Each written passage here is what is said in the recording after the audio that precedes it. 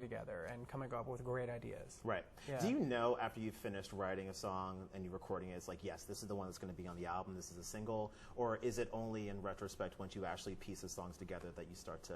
I mean, I guess it's a little bit of both. There were a couple songs that I immediately felt really strongly about, and then there were some that were like, oh, we did it, and then I was like, I don't know, okay, here it is, and played it for friends over time as it like kind of came together production-wise.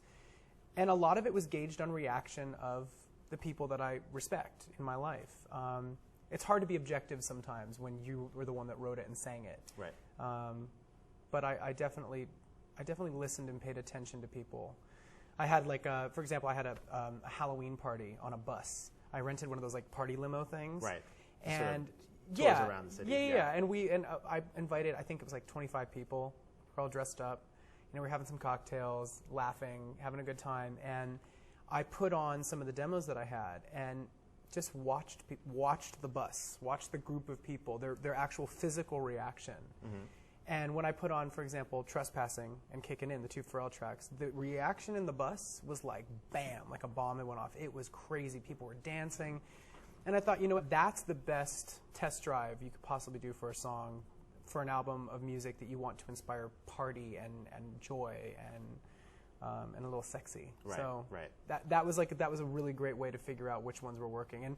And after those two songs, there were other ones on there that I've been working on. There were a couple that didn't quite connect, and I took note of that. Mm-hmm. So. Got to ask, what were you dressed up as on the Halloween party bus? Oh, vampire almost every year. It's like my go-to. Your go-to, yeah. Yeah, it's like a vampire with a twist. You know, I've been a glampire. I've been a glam pirate. Right. I've been. I was going to say there's got to be some. There's always like sometimes sometimes sparkles. This year was glitter free. He was more of like an industrial vampire. I see. Yeah, gotcha. it was good.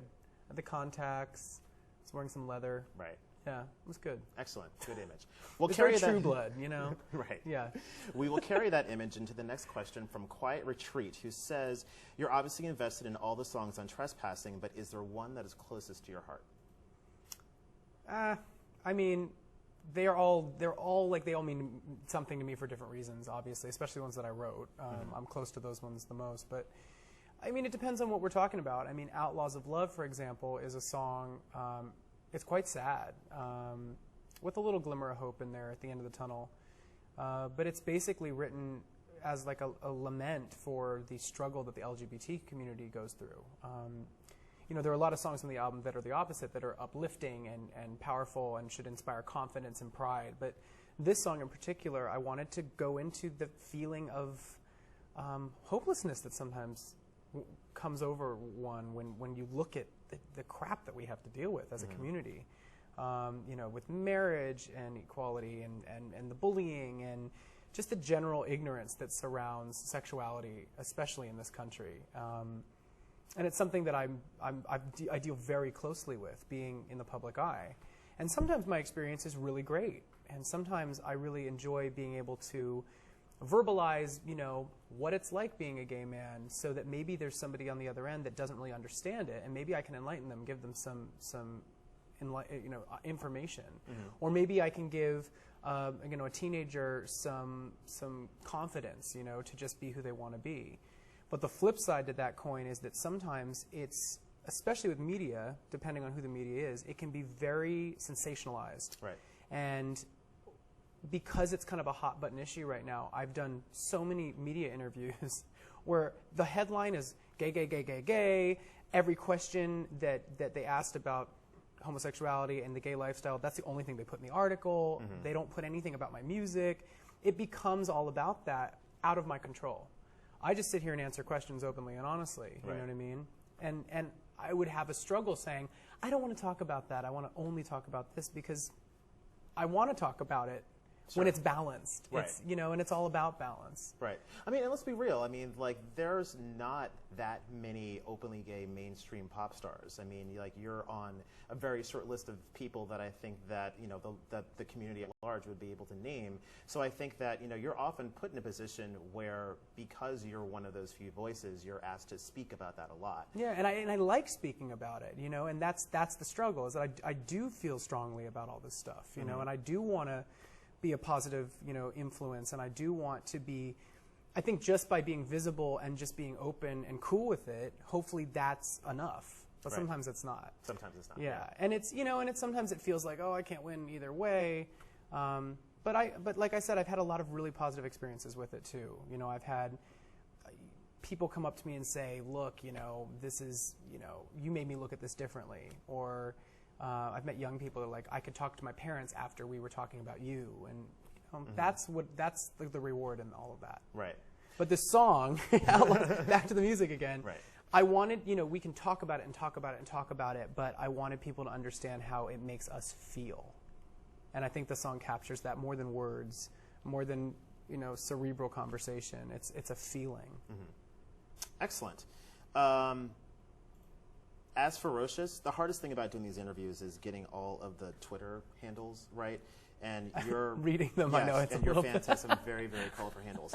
So my fans have very colorful handles. I apologize. I like the way you said that. They do. But yeah. Apologize to As Ferocious because I'm sort of pronouncing your Twitter handle wrong. But the question is, what dreams did you have other than becoming a singer-songwriter, or was this the dream?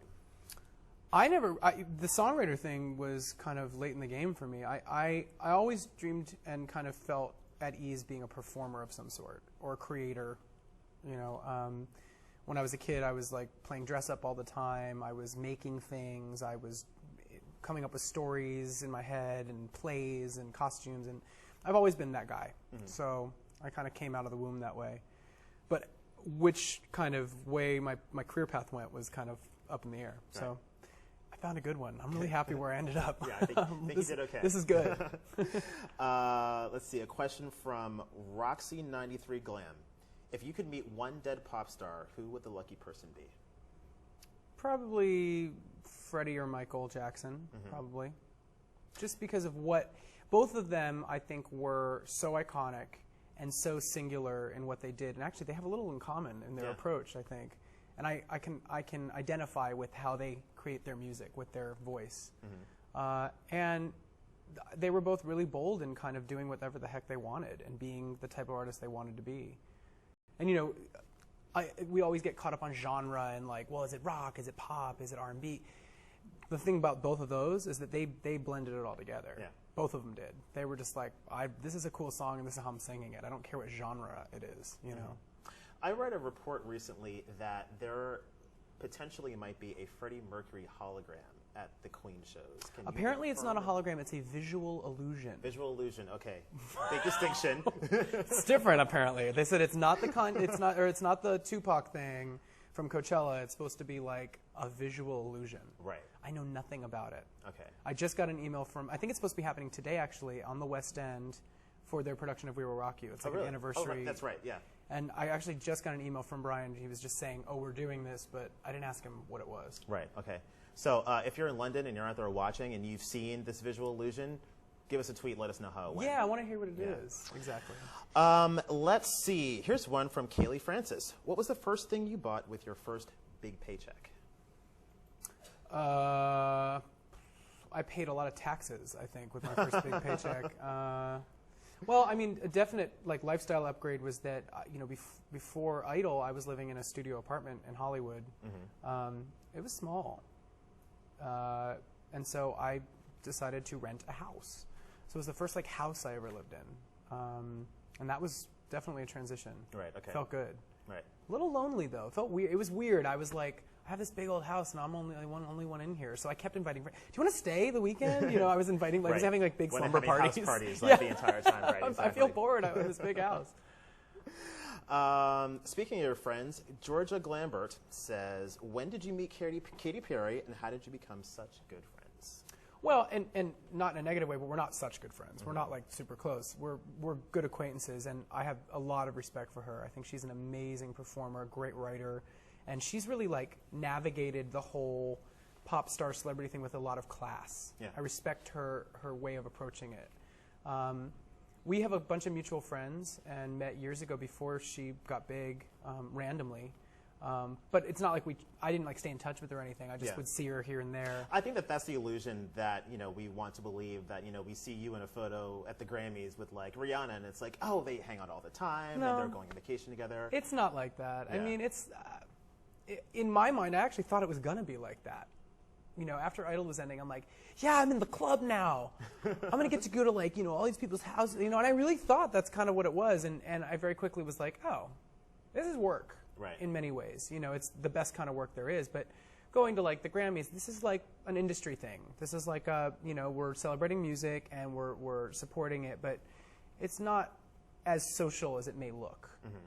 Does that make sense? That makes total sense to me. And, you know, then, you know, there's like the cocktail reception afterwards, and maybe you do get into a conversation with somebody, but it's a bit difficult. There's a lot of people walking around, and there's a lot of people that come up to you that want something, and they're trying to get you to listen to their demo, and there's just a lot of working that goes on. So, well, has there been anybody that you've met over the past few years that has really blown you away, and that you've, like, developed a kinship with, or has, like, taught you something about this brave new pop world? You know who I did a lot of writing with on the album was Bonnie McKee, and she just got signed, so she'll be an artist very shortly. She is an artist, and everybody will be able to hear her very shortly. And she's awesome. I had a really good time writing with her and getting to know her, and she's someone that I'll stay in touch with. She's very talented and super smart, and I'm excited to hear her album. So that should be good. Yeah. Awesome. Here's a question from... Let's see, where should we go here? Lil Blonde Mom, who says, do you think of getting more tattoos? And if so, what would they be? Well, when I can figure out what they'll be, I'll get it. So I want more, but I was actually just talking about this earlier. You know, it's a big decision, tattooing. You know, it's permanent. So, yeah, I want to, like, really figure out something that I really love. And so when I find something that I like, I let it, like, marinate for a little while and make sure it's not just like a little flight of fancy, you know. Well, talk about this one, because we were looking at this a little bit earlier. Oh, it's a key. A friend of mine did a painting, and this is like one of the things in the painting, and I just really liked the way it was designed. And there's like the head of the key is kind of like a skeleton face, and it kind of has like a Victorian, like, turn of the century kind of look to it. I like that. Yeah. So hopefully the rest of my arm will follow suit pretty soon. Nice. But I don't know when. So if you have any ideas, tweet us, let us know. Total Adam Fan says, now that Obama has decided that same-sex couples should be able to get married, would you marry someday? Maybe. I mean, I wasn't waiting for Obama to tell me if I could or not, but but I'm very happy that he's publicly made that statement. That's a big step and a great example to set. You know, to be honest with you, I've only thought about marriage until recently, in the sense that I'm, like, looking at what marriage is now for our community. That doesn't necessarily mean that I'm ready to get married anytime soon. I'm in an amazing relationship right now, and I'm very much in love, but I've only been in, like, a couple of relationships. I've kind of have a little arrested development as far as relationships go. I'm kind of like a 22-year-old in relationship land.